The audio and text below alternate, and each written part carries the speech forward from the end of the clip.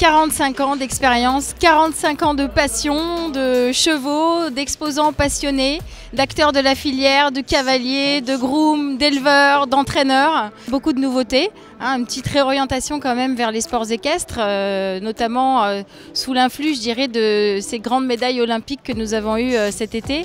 Les trophées de l'innovation, donc c'est des smartphones connectés aux chevaux, ce sont des nouvelles selles, des nouveaux casques, des nouvelles culottes d'équitation, tout à fait révolutionnaires.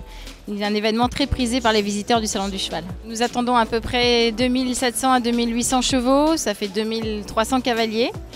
3000 tonnes de sable ont été nécessaires à l'installation de ces 7 carrières dans tous les halls. Ça représente environ 100 000 m² d'exposition. 900 heures d'animation en continu et de compétition. Donc évidemment, beaucoup de staff, on est à peu près 180 sur l'événement pour gérer tout ça. Et j'espère bien 140 000, 150 000, peut-être plus visiteurs.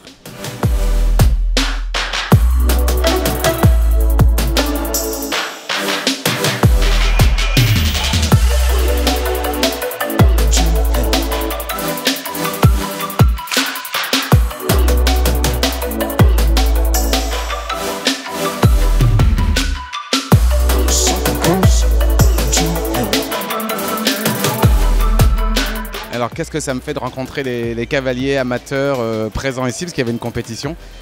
C'est juste génial parce qu'en fait on se rend compte à quel point les enfants, enfin les jeunes, et pas que les enfants, mais suivent bien le grand sport et puis sont toujours impressionnés. Et puis moi j'étais très impressionné de voir tout ce grand public très jeune s'intéresser au sport parce qu'on fait aussi ça pour eux et uniquement pour eux, donc c'était super sympa en tout cas. La question qui revient le plus souvent, comment apprendre tout ça, comment connaître les gens ils se demandent toujours comment on fait pour tout savoir, mais c'est notre métier, faut travailler. Et puis surtout, le sentiment, ce qui revient tout le temps, c'est le partage. On sent que les gens, ils aiment qu'on partage cette passion, c'est une passion commune, c'est une chance inouïe.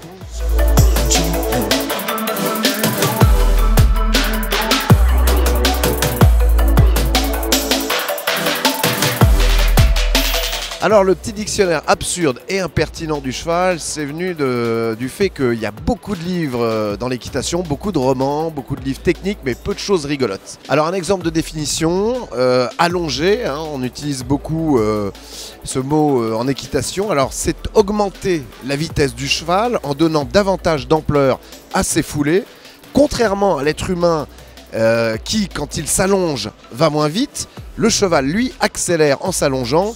Le pire, c'est qu'un cheval au repos est debout et qu'il s'allonge quand il est pressé.